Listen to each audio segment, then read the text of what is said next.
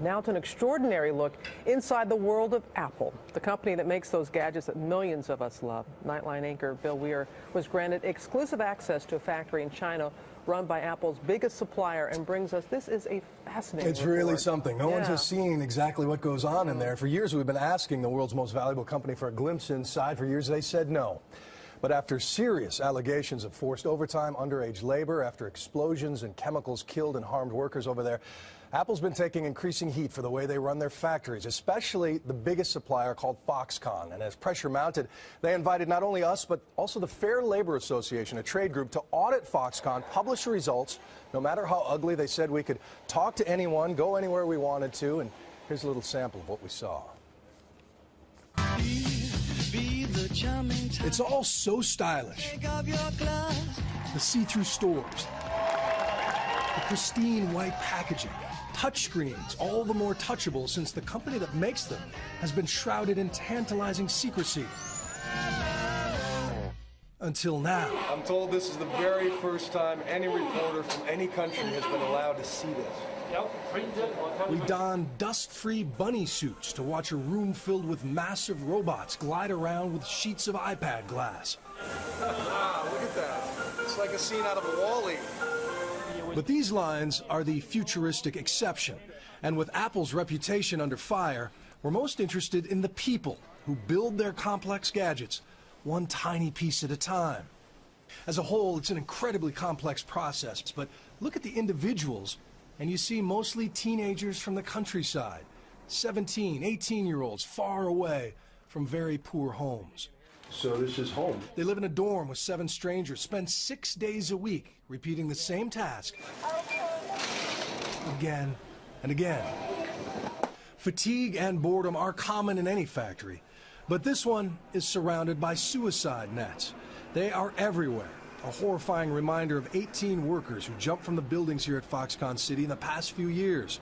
The suicide rate in this massive company is lower than average in China, but after people jumped in such a sobering cluster, Foxconn opened a counseling center and raised starting wages about 25 cents an hour. I wonder, though, if it wasn't for the spate of suicides, did it take something that severe to make you rethink how you treated your workers here?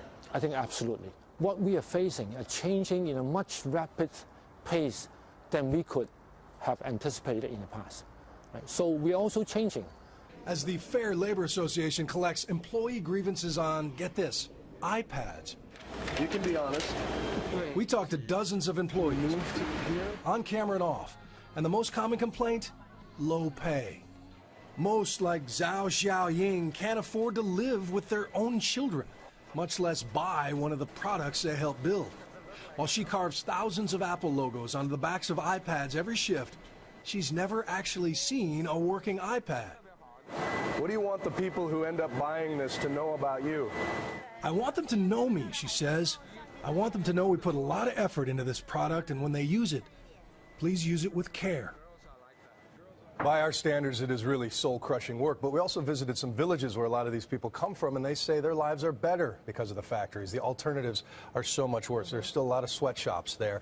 And for the record, ABC's parent company, Disney, does have close ties to Apple. Our CEO sits on their board, the estate of Steve Jobs, largest shareholder in Disney. But when Apple came calling, I said those ties would have no bearing on our reporting, although we didn't see any egregious violations. If the Fair Labor Association does find them, we'll report those as well going forward. Well, that report shows that you're going to be really fair about this. But let me ask you something else, Bill, because people watching this at home, it's an American company. Right. They employ, what, 1 million people? 1 million people. 3,000 were hired the day that you were there, and a lot of folks are saying, couldn't those be jobs here in the U.S.? I wondered the same thing, but you realize it's not just the cheap labor. It's not just people willing to do that and live in dorms for $2 an hour.